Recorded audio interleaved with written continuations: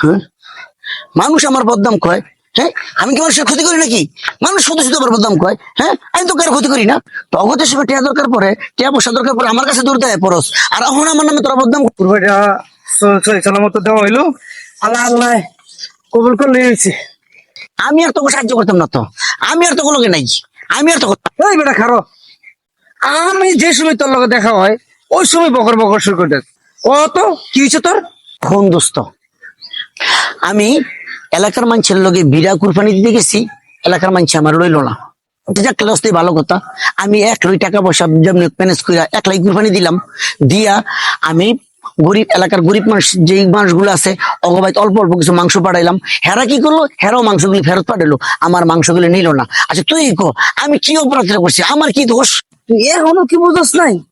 এলাকার মানুষ কি লেগে তোর বাগে নেয় না আর তোর মাংস ফেরত পাঠাই দেয়?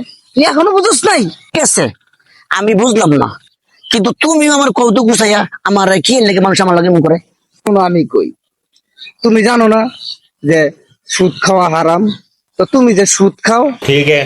এই কারণে এলাকার মানুষ তোমার বাগেও নিতে চায় না, আর সুদের উপর টাকা দিয়ে কুরবানি দিছো দেখা এই কারণে তোমার কুরবানির মাংস কেউ নিতে চায় না। তুমি আলা বুঝছো? দোস্ত, আমি বুঝতে পারছি, আমি তো সুদ খাই, এই জন্য এলাকার মানুষ আমার সাথে এমন করছে। আমি বুঝতে পারছি, আজকে থেকে আমি ওয়াদা করলাম আমি আর কোনোদিন সুদ খাবো না।